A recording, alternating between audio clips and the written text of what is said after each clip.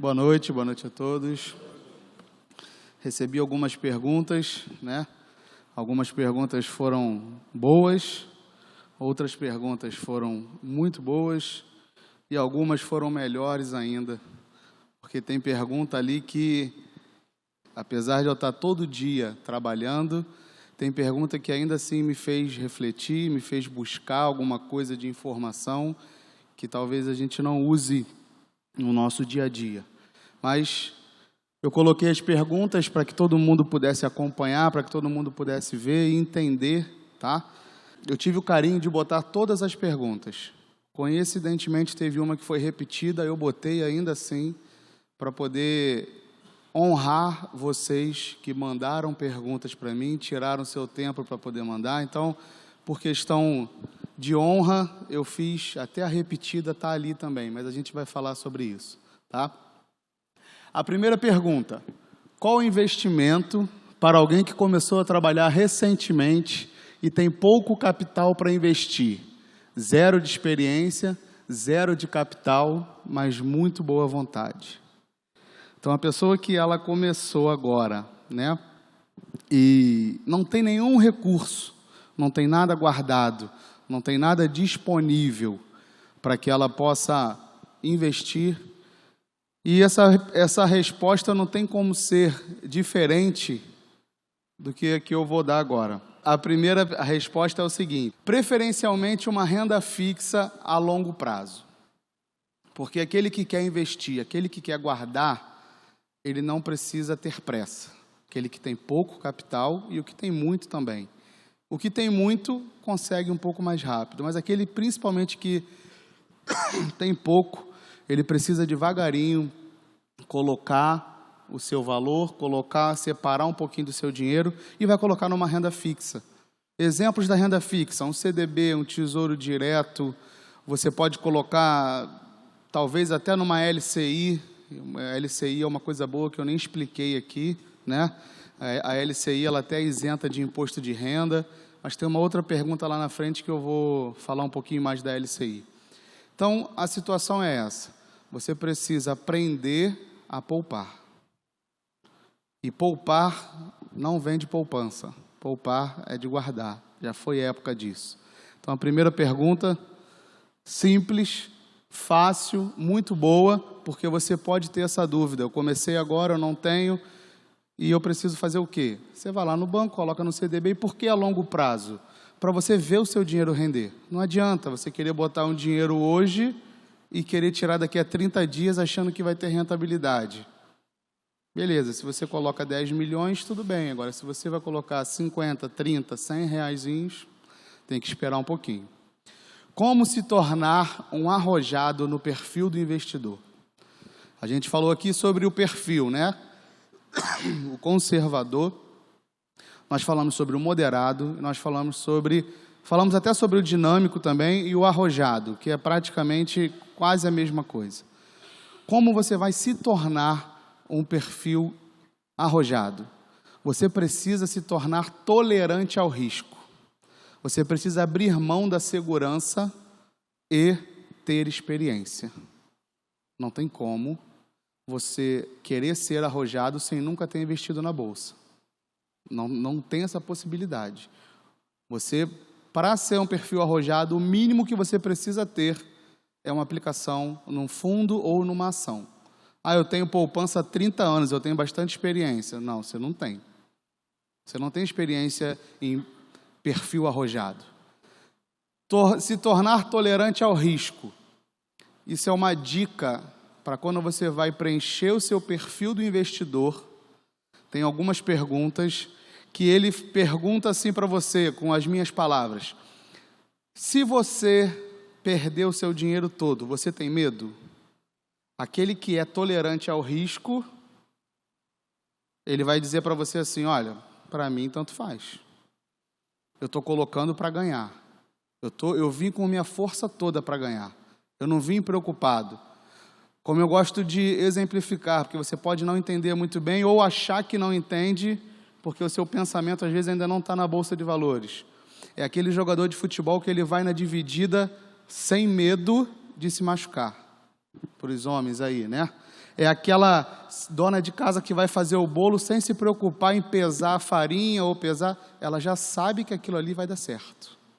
Ou ela já sabe o que pode acontecer se botar muito ou se botar pouco. Então, isso é você ser tolerante ao risco. Eu aceito o risco que eu estou praticando.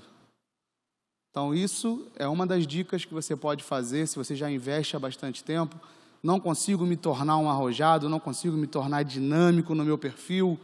Se você vê alguma pergunta na sua análise que tiver referente a risco, você abre mão. Você responde que aquele valor não vai te fazer falta. Aquele valor não é o valor das suas contas do mês, aquele valor não é o valor para você sobreviver, para você se alimentar. Aquele valor é para você investir. É o empresário que abre um negócio. Pode dar certo como pode dar errado. E ele tem ciência disso, né? Um pouco o contrário disso, nós temos a Bolsa de Valores que não é sorte. Na semana passada saiu no Valor Econômico, né? Eu até mandei para alguns clientes e mandei para o pastor também. Se Bolsa de Valores fosse risco, se dependesse de sorte, né? Ela ficaria em Las Vegas. Porque Las Vegas todo mundo sabe que é onde tem um monte de cassino, onde se coloca a sorte em jogo. Então, a Bolsa de Valores de Wall Street ela vai ficar num lugar em Nova York totalmente voltada para negócios, totalmente voltada para a economia. Então, não tem sorte não, tá? Se você vê alguém apostando em bolsa, eu não gosto nem de usar esse termo de apostar, mas o mercado ainda usa isso, colocando o seu valor em bolsa, e você achar que ele está ganhando, está com sorte, esquece. Ele sabe o que está fazendo. Ah, ele está perdendo, então ele não sabe o que está fazendo? Não, ele sabe também. Ele está tolerante ao risco. Tá? Terceira pergunta. Bitcoin. O que é o Bitcoin? Como investir? Qual é a rentabilidade que um Bitcoin te dá? Primeiro você precisa entender o que é esse Bitcoin. Essa criptomoeda que está na moda. Bitcoin é uma delas, tá? Uma da criptomoeda, é o nome de uma das moedas.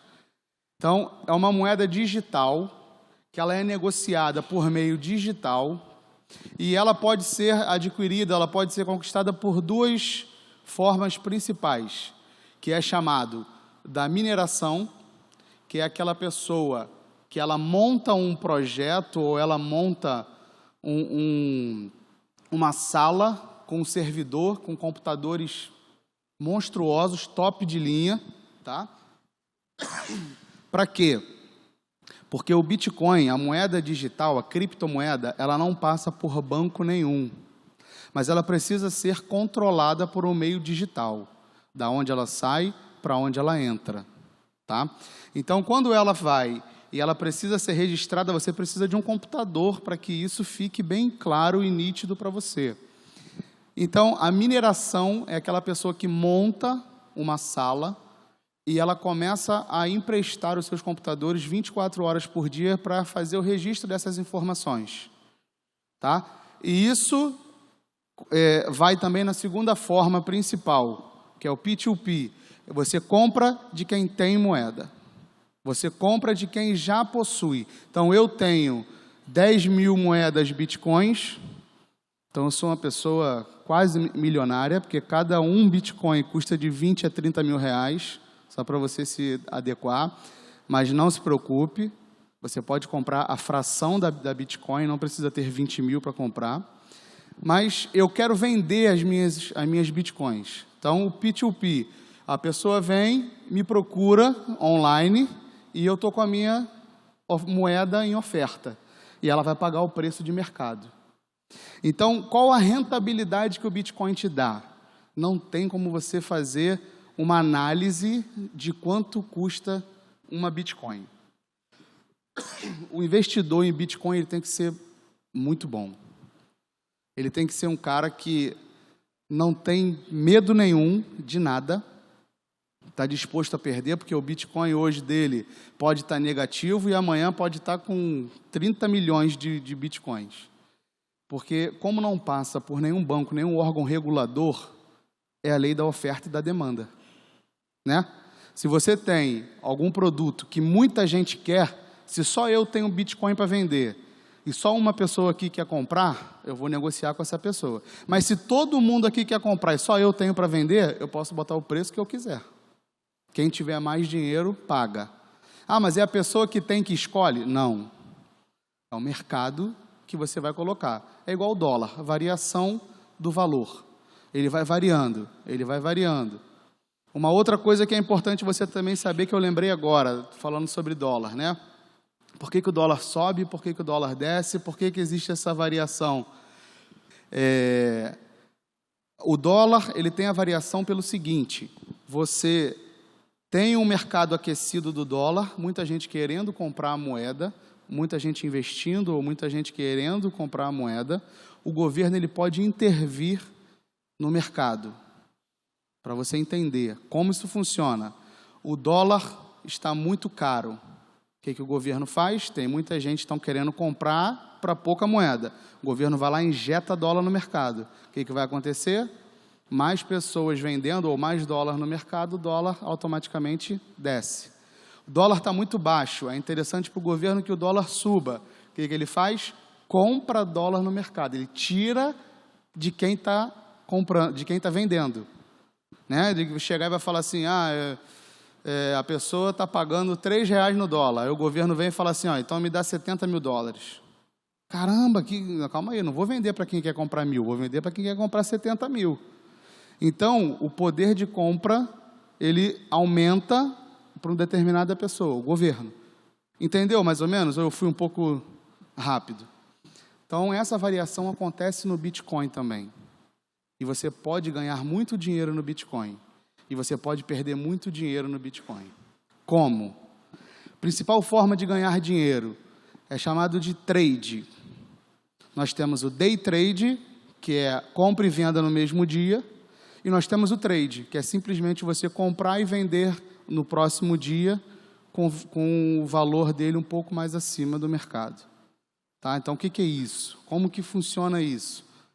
Como você imaginou mesmo. Você entra comprando a R$3 ou 30 mil, que seja, você comprou uma moeda de Bitcoin, um Bitcoin, 30 mil.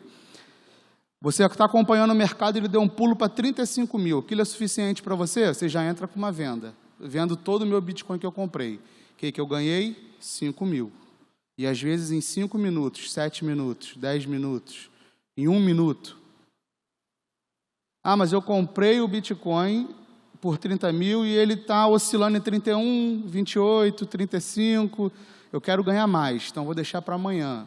Então esse é só o trade que você vai fazer. O day trade tem que ser no mesmo dia, tá? Vamos para a quarta pergunta, que foram 23 perguntas, se eu não me engano. Não, 24. Então, vamos ver. Quantos por cento do salário eu devo investir? Tem perguntas, como essa pergunta aí, que é um pouco pessoal, né? Cada um sabe da sua necessidade. Se a gente voltar para a primeira pergunta, às vezes a pessoa está desempregada, às vezes está vivendo ali de uma forma, faz um dinheirinho aqui, um dinheirinho ali, fica pendente algumas coisas e consegue um emprego e ele não consegue juntar dinheiro naquele primeiro ano ou naquele primeiro semestre, mas às vezes tem aquele que já trabalha há muito tempo e eu quero saber quanto eu devo guardar para ter uma boa economia. O mínimo exigido, ou o mínimo ideal, são 30% do seu salário. Você retirar, 30% do seu salário, obviamente, depois de você devolver os 10% para Deus, é bíblico, você separa seus 30% e fala, isso aqui eu vou investir. Isso aqui vai ser o meu capital de investimento. Esse seria o ideal, tá? E tem muitas pessoas que investem 50%, 60% do capital, do seu salário. Há muitos e muitos anos atrás, eu tive a oportunidade de conhecer uma pessoa que eu até abri a conta dessa empresa, que era uma empresa de consultoria de investimentos. Tá? Então, ele era um consultor, precisava de um banco, escolheu o banco que eu trabalhava para abrir conta para receber. Quando eu fui no escritório dessa pessoa, tinham várias camisas de jogadores de futebol, aquelas na vitrine, no quadro, E tinha lá N jogadores famosos. E eu perguntei para ele assim, você gosta de futebol? Aí ele, não, que a minha empresa, eu gosto, mas a minha empresa ela é voltada para o meio esportivo. Então, muitos jogadores de futebol fazem investimento comigo. Tinha um lá em questão que ele poupava 60% do salário dele. Ele pegava, tirava 60% do seu salário, deixava na mão desse investidor, desse coaching dele lá e falava assim, ó, você aplica para mim isso. Eu falei assim, caramba, imagina 60% do salário desse jogador tal, famoso, sendo girado na bolsa, né? Girando na bolsa. E comecei a pensar assim, mas ele deixa esse dinheiro aí e você aplica, né? Ele falou, não, ele participa, ele me dá o direcionamento para que eu tenho que fazer. Ele é um dos jogadores que eu menos tenho trabalho. E tive a oportunidade também de conhecer outras pessoas que tinham muito dinheiro, fama, que não guardava nem 1% do seu salário. Passaram-se alguns anos e hoje, esse jogador que eu estou falando, ele se aposentou muito novo, ele já é aposentado muito novo, ele tem uma vida excelente, só vivendo com o dinheiro que ele aplicou quando ganhava, 60% lá do que ele ganhava, ele aplicava. E hoje ele vive de rentabilidade disso. Você acha que ele parou? Semana retrasada, se eu não me engano, ele colocou uma foto na rede social dele, ele lá na Bolsa de Valores. Junto com uma empresa, ele sendo investidor dessa empresa. E ele estava lá. Falei, caramba, esse cara é sensacional. Se aposentou cedo, tem uma vida muito confortável e mesmo assim não parou. Continua investindo. O que eu quero te dizer com isso? Não é para você pegar essas 3 aulas, 4 aulas e colocar isso no papel e achar que você vai ficar rico ou com uma vida confortável do dia para a noite, que não vai. E que você não pare de investir. Não pare de colocar o seu planejamento em prática. De você colocar o seu sonho para você buscar isso. E nunca é tarde para você fazer. Tá? Nunca. Próxima pergunta. Na diversificação do capital a ser investido, é aconselhável colocar parte do valor em previdência? Sim ou não? Claro que é. Claro que ela é viável você colocar. Por quê? Geralmente a previdência privada ela vai ser um complemento de renda sua lá no futuro. Primeiro ponto. Depois, ela vai ser um investimento que também vai te dar uma rentabilidade. Tem previdência, tem fundo de previdência que está atrelado ao IPCA, que está dando um banho, está dando um show.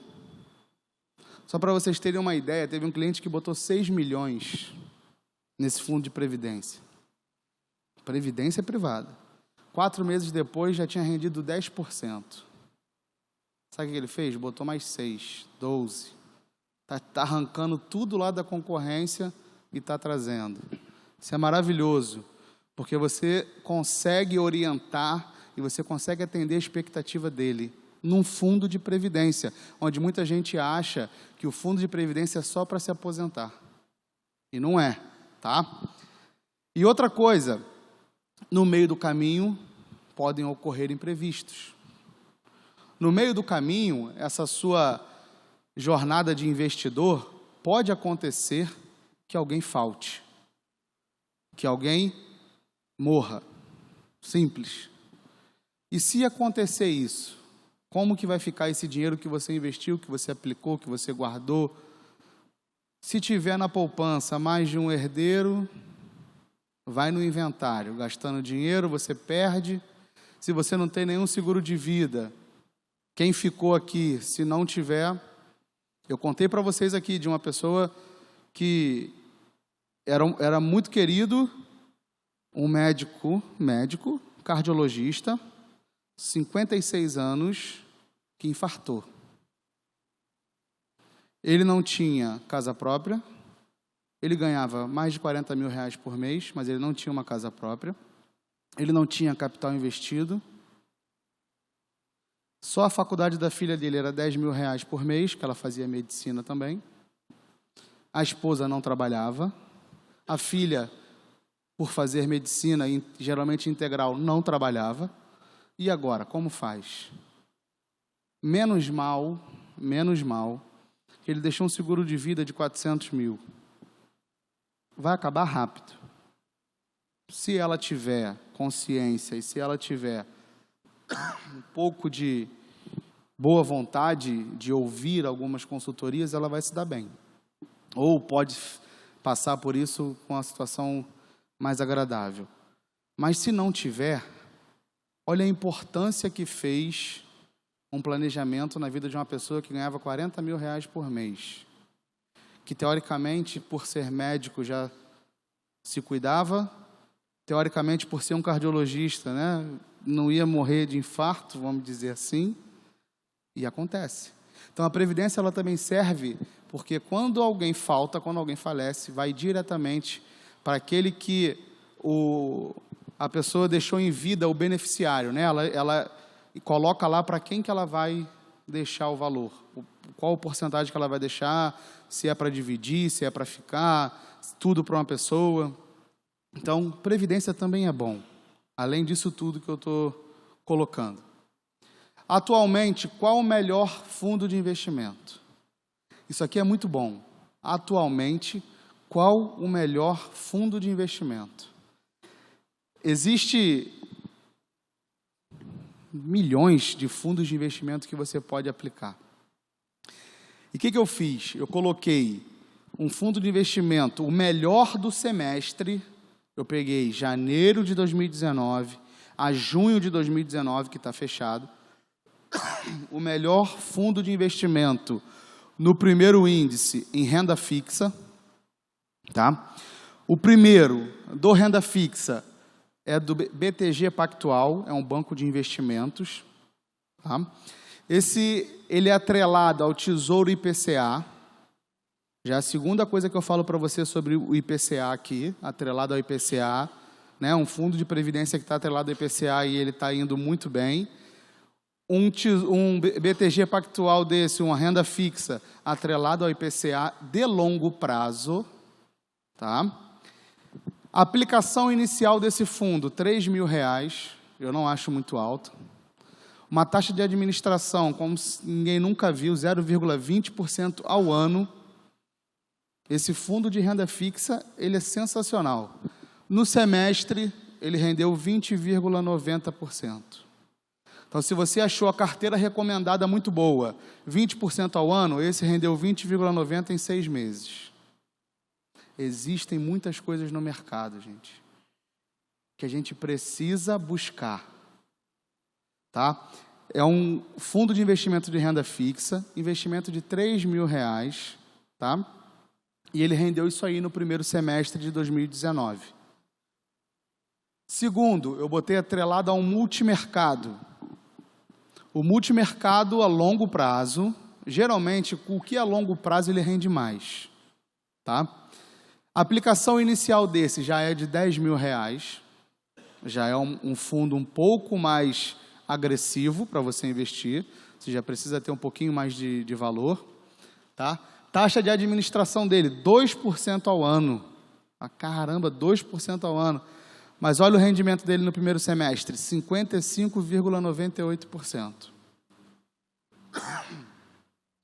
Se você acha que isso é impossível, você está convidado a entrar aí no Google, coloca aí, ó, BTG Pactual Tesouro IPCA, Logos FI Multi, e bota aí, ó, rentabilidade. Você vai ver na própria demonstração do fundo essa rentabilidade que eu estou te falando. Tá? Porque eu não peguei e joguei aqui, não. Eu consultei, porque são títulos... O BTG Pactual, ele já tem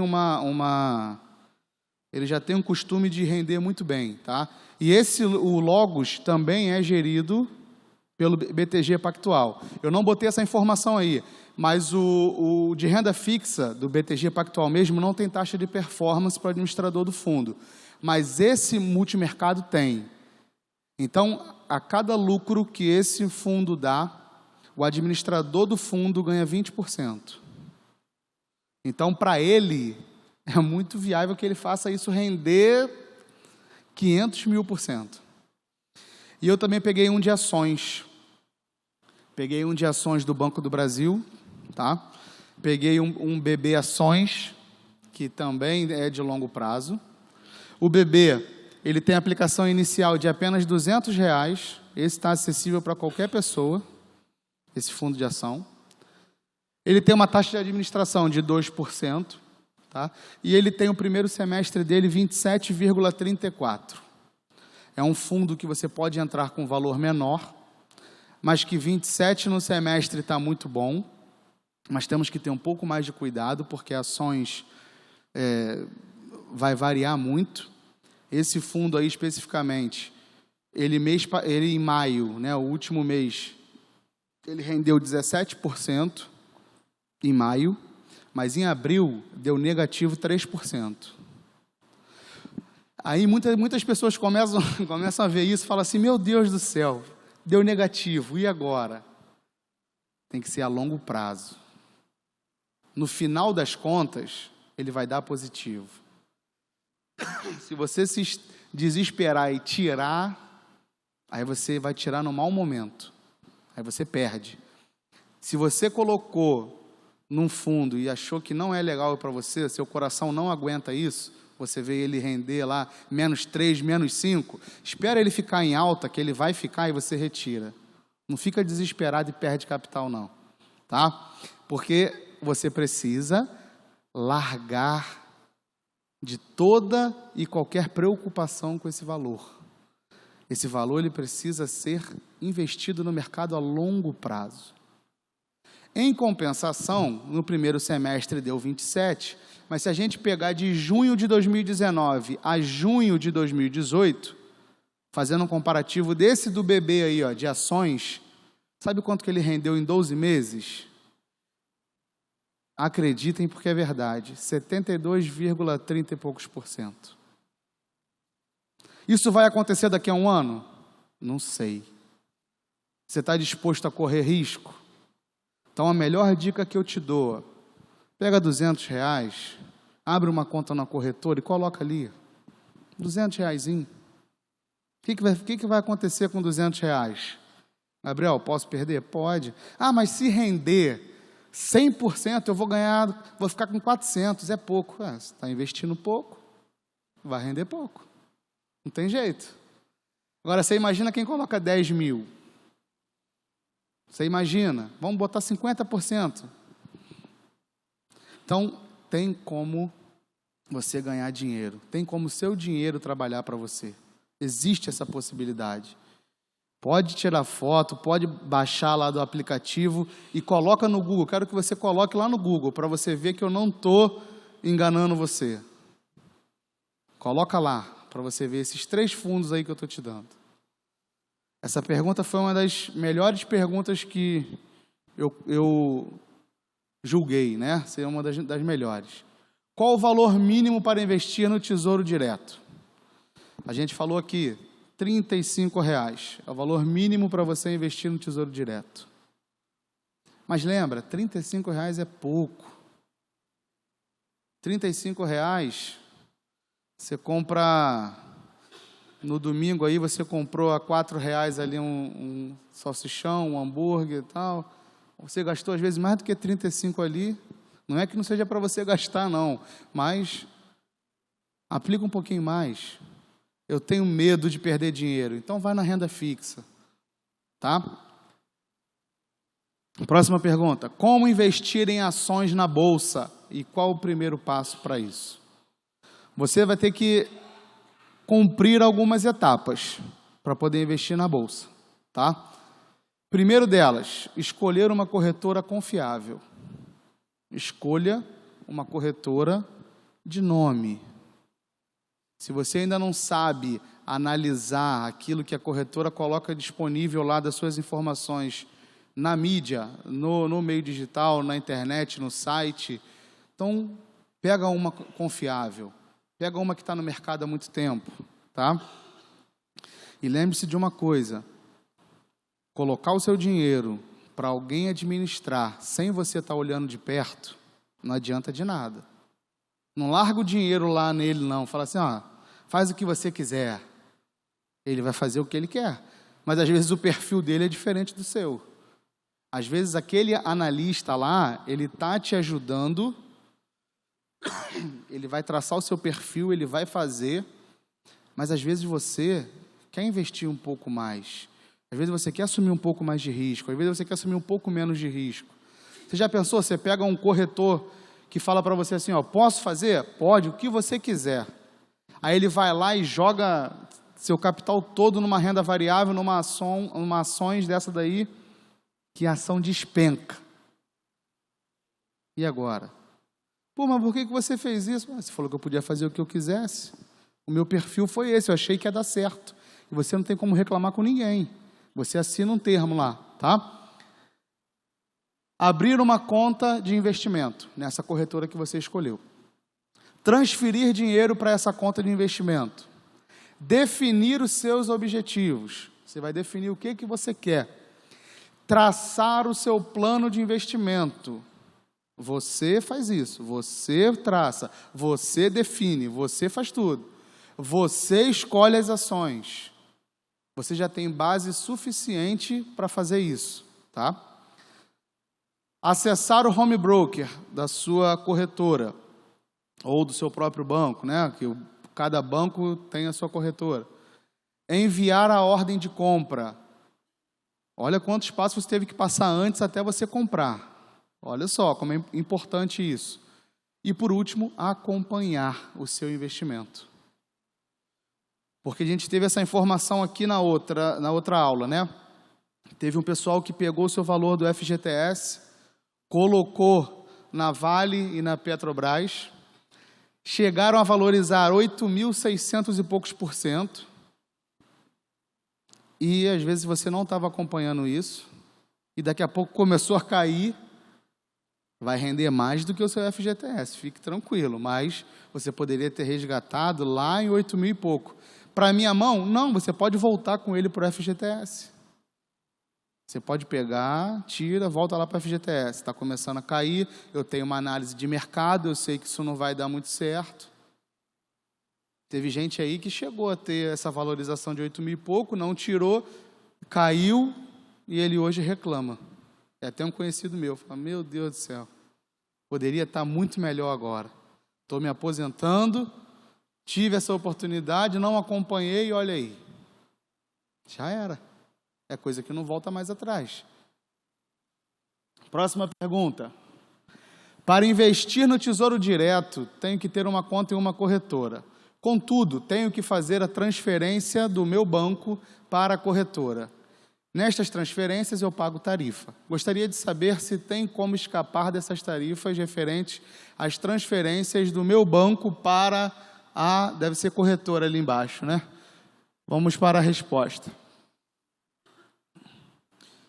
Deve ser... Tá, agora foi. A tarifa que você vai pagar é a transferência eletrônica, é a TED, né? Você paga a TED, que hoje, dependendo do banco, aí te cobra 20, 19, 15 reais.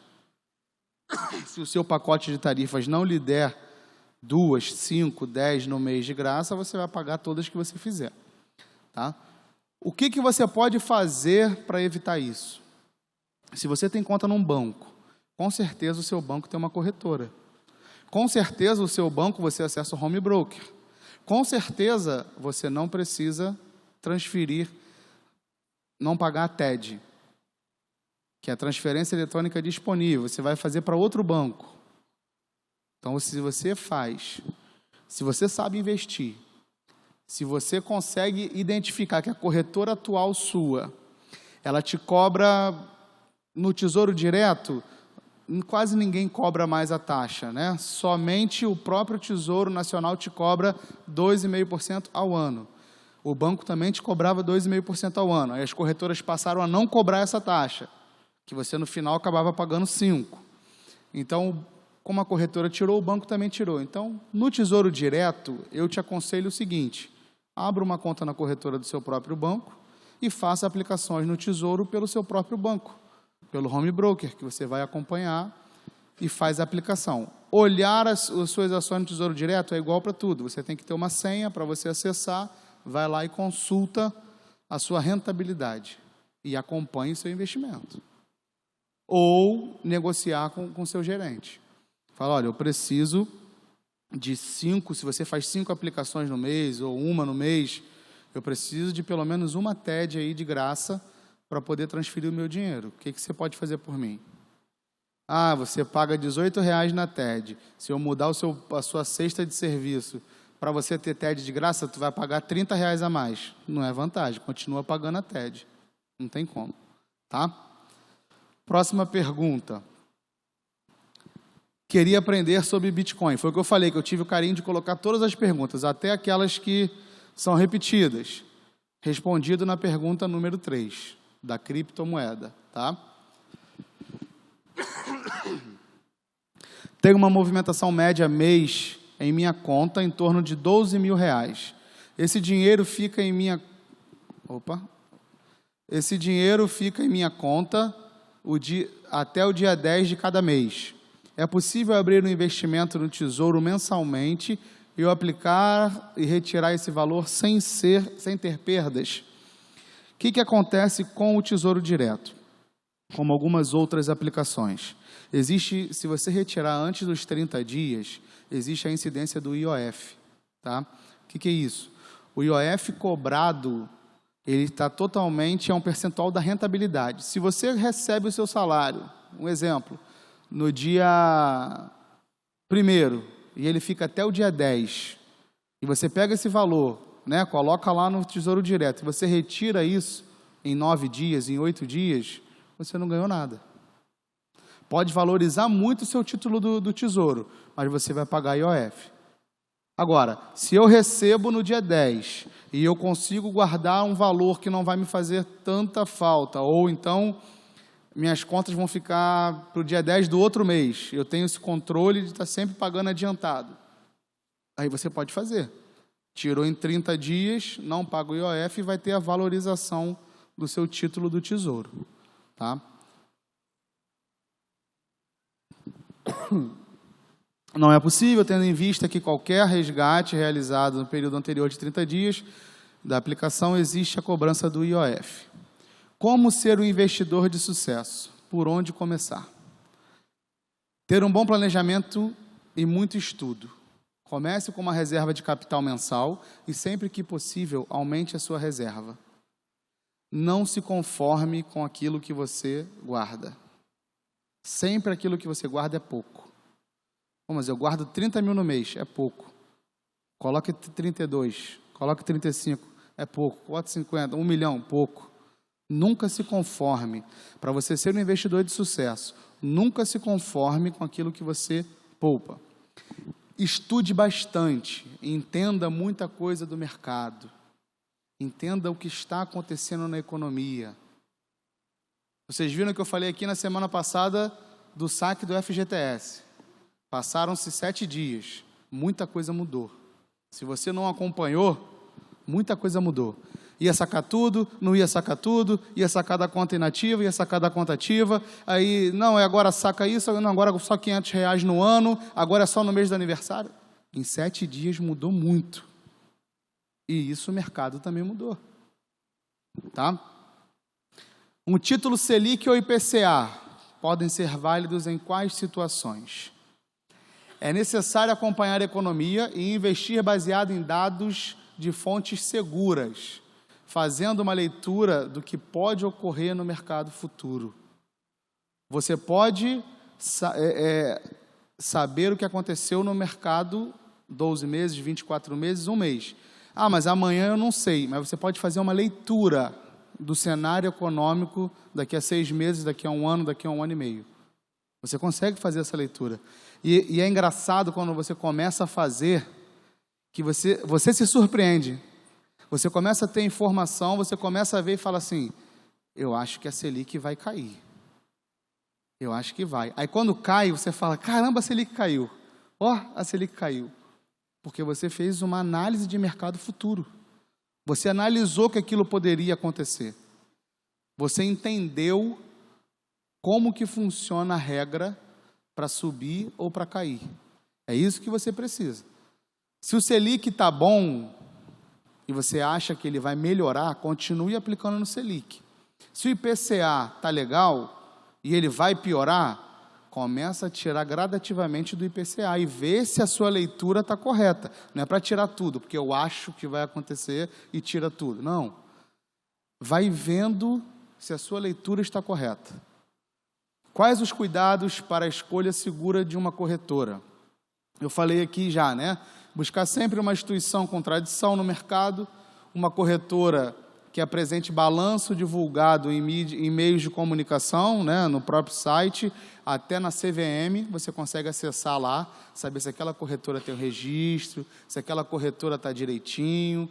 Você precisa ver se o valor do capital administrado e o registro estão todos eles em dia no órgão regulador, que é a CVM. Você vai conseguir ver lá no site deles se aquela corretora que você está querendo investir, se ela é legal.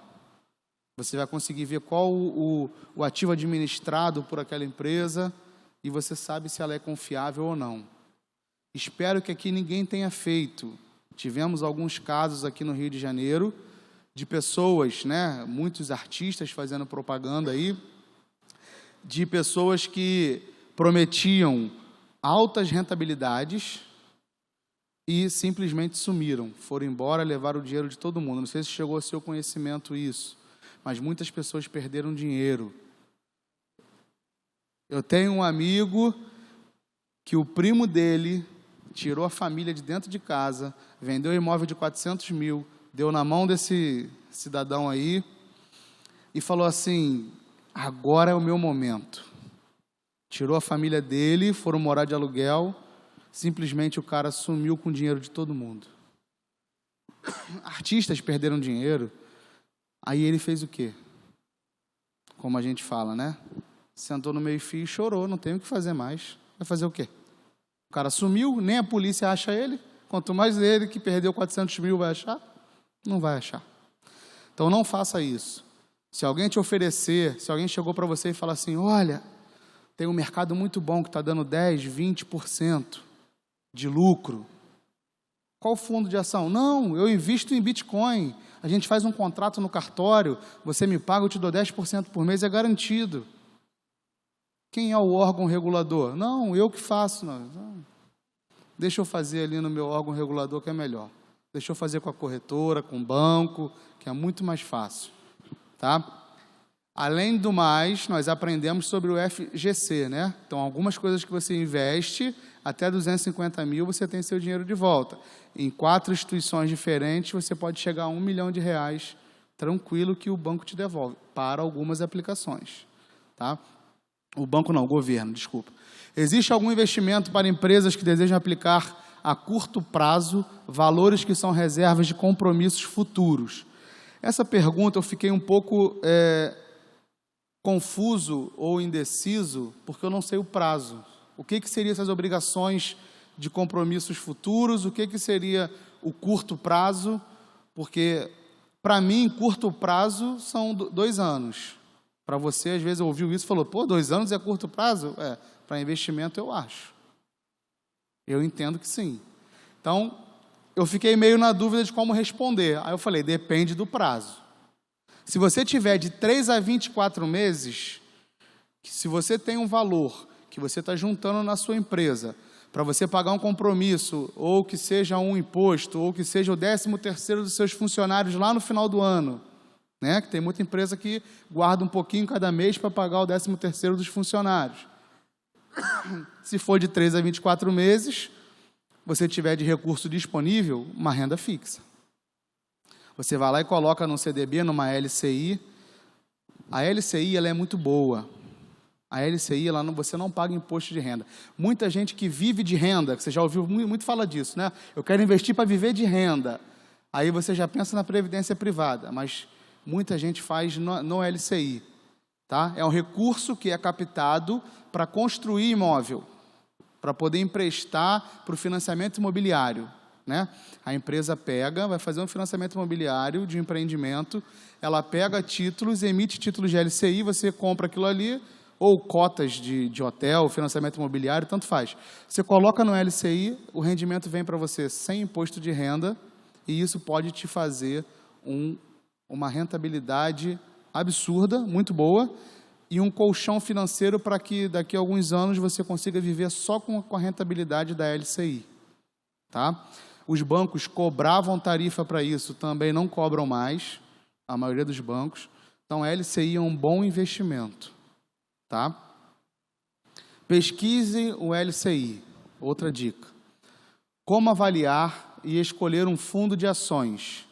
Fundos baratos e com ótimos ganhos para o perfil arrojado. Isso é muito legal também. Como que eu vou escolher? Eu tenho um perfil arrojado, eu aplico no mercado há muito tempo, como que eu vou escolher? Uma boa pergunta também. Através da divulgação de resultados, histórico de rentabilidades e análise de alocação dos recursos administrados. O que é isso? Eu vou ver o que esse fundo, o que esse perfil aí, né, que eu conquistei, o que eu posso alcançar. Eu vou pegar e escolher meia dúzia de fundos e eu vou começar agora a ver qual é a divulgação de resultado de cada um. Vamos pegar o histórico de rentabilidade dele. Qual é o histórico? O que isso me influencia? O que esse fundo está atrelado? Qual é o benchmark desse fundo? Você já ouviu falar essa palavra? Benchmark. É aquilo que acompanha. O que o meu fundo usa de referencial? O benchmark é um referencial. O que eu vou buscar? O meu fundo é atrelado ao IPCA. Então, o benchmark do seu fundo é o IPCA. Se o IPCA subir, seu fundo sobe. Se o IPCA descer, seu fundo desce. Então, você já fez uma análise histórica e você já viu que, uma dica que eu estou te dando agora, segundo os economistas, até o final do ano, a Selic está em 6,5%, certo? Pelo estudo dos economistas, até o final do ano, a Selic chega a 5,5%. Então, se você tem algum fundo de benchmark ao Selic, comece a retirar. Que ele tem tendência de queda. E o IPCA?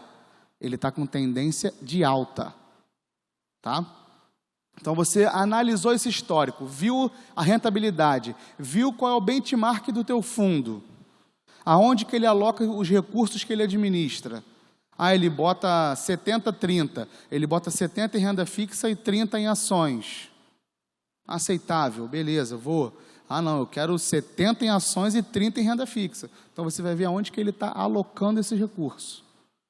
Está no meu perfil? É esse que eu quero. E vai correr atrás da sua rentabilidade. Como ser um investidor arrojado com pouco capital? A pergunta mais difícil de responder. Como ser um investidor arrojado com pouco capital? Simplesmente, você vai buscar um fundo com aplicação inicial baixa, tá? Mas não existe um bom histórico. Aqueles que são perfis de fundos arrojados com uma entrada baixa, ele não tem um histórico muito bom de rentabilidade. Não tem. É aquele que um dia já deu muita rentabilidade e hoje ele não dá muita rentabilidade, mas existe. Então, você vai ser um perfil arrojado, mas investindo talvez de uma forma não proveitosa como deveria ser. Mas é bom. Porque tem gente que está com perfil arrojado, mas ainda não soltou o conservador ainda. Ou está no momento de conservador. Tá? O ajuste fiscal inspira investimento no CDB pré-fixado? Todos sabem aqui sobre o ajuste fiscal? A reforma da Previdência é um dos ajustes fiscais. Depois tem a reforma tributária. E isso é a longo prazo. Isso aí vai ter briga para 2020, 2021, se bobear até 2022, tá? Porque tem conflitos de interesse, isso é outra coisa. Aí eu tive que fazer uma resposta um pouco mais formulada para isso, para vocês entenderem por que é necessário o ajuste fiscal, tá? Após concretizar todos os ajustes fiscais, a tendência da economia é ter uma inflação controlada. Porque não adianta um país com inflação baixa para ter um crescimento alto. Isso ficou claro na crise de 2014 e 2015. Então, o que aconteceu em 2014 e 2015? O país ele tinha condições de controlar a inflação. Então, o que o país fez, o governo, em 2014 e 2015? Joga a inflação lá embaixo, eu consigo controlar ela, né? Então, joga a inflação lá embaixo, os produtos ficam mais acessíveis, você reduz IPI, você reduz um monte de coisa, você dá poder de compra para as pessoas, você joga a inflação para baixo. Você dá poder de compra, aquilo que você não comprava sem entrada, hoje você consegue comprar. A gente está em 2014 e 2015, tá? Então, ele joga para baixo para o país ter um crescimento alto. Teoricamente, isso não dá certo. Na prática, a gente viveu isso que não dá certo. 2014 e 2015 foi muito bom, só que a gente pagou o preço da recessão em 2017 e 2018. Foram 2 anos de recessão, onde se leiloaram diversos imóveis de pessoas que não aguentaram pagar, diversas pessoas devolvendo carro, leilão de carro estourou em 2017 e 2018, porque não tinha mais aonde botar, pessoas sendo tomado o seu bem, devolvendo, porque não sustenta. Um país que não tem um controle fiscal não sustenta. Não adianta, você pode jogar a inflação para cima ou para baixo, você pode fazer o que você quiser. Se você não tem um país fiscal controlado, esquece. Isso vai ser bom por algum tempo. E a gente pagou essa conta, 2018 e 2019. Tá? Após o controle verdadeiro da inflação, o CDB vai se tornar atraente. Por quê? Automaticamente, o CDB ele vem oriundo do CDI, que a gente já sabe que o CDB são certificados de depósitos que o banco emite para você comprar. E o CDI é o que o banco emite para um outro banco comprar, para no final do dia fechar suas contas. Então, você controlando a inflação, deixa ela totalmente adequada, seja ela alta, seja ela média, você tem um processo de crescimento melhor. Com isso, a sua taxa Selic não precisa ficar tão baixa como ela está ficando agora. Aí você não vê muita garantia no CDB, porque a taxa Selic está lá embaixo. É melhor do que a poupança, mas quando a taxa Selic estava 13%, 12%, era muito melhor. Então, quando você realmente tiver esse controle, tudo começa a andar de maneira boa. Só que entra o que eu falei na semana passada, sobre um governo liberal. Mais do que nunca, eu e você, temos que aprender a controlar o nosso dinheiro. Tá? Fundo multimercado, quando rende entre 2 e 5 anos, acima ou abaixo do CDB pré? Depende do fundo, mas 99% dos casos ele rende mais. 99% dos casos ele vai render mais. Seja na renda fixa, seja no multimercado, seja em ações, ele sempre vai render mais. Existe algum ou outro que vai? Existe, mas você vai logo perceber. É bom comprar ações da Petrobras? Como comprar? Todo mundo está sabendo que a BR Distribuidora abriu capital. Informação importantíssima, hein? Ações da Petrobras já estão caindo. Ações da BR Distribuidora subindo. Abriu capital e gerou 8,5 bilhões de reais para a Petrobras. Essa informação é atual e você precisa saber disso. Mas, dependendo do seu perfil de investidor, você vai conseguir fazer um bom negócio comprando ações da Petrobras. Se você quer ficar ali naquela vidinha de ganhar pouquinho, perde pouquinho, ganha um pouquinho, beleza. Porque a tendência, a análise que eu faço, que até a Petrobras vai ser privatizada, não só a BR Distribuidora. Tá? O que é melhor, previdência privada ou aplicação financeira? Os dois. Um complementa o outro. Tá? E assim eu finalizo com as perguntas que me fizeram, perguntas excelentes, perguntas boas. No final dei uma corridinha, mas se você tiver alguma dúvida, você pode também ouvir os áudios aí ou me perguntar, não tem problema nenhum. Tá? Que Deus continue te abençoando e que você tenha consciência de estudar um pouquinho mais sobre economia, que vai ser bom para todo mundo. Tá bom?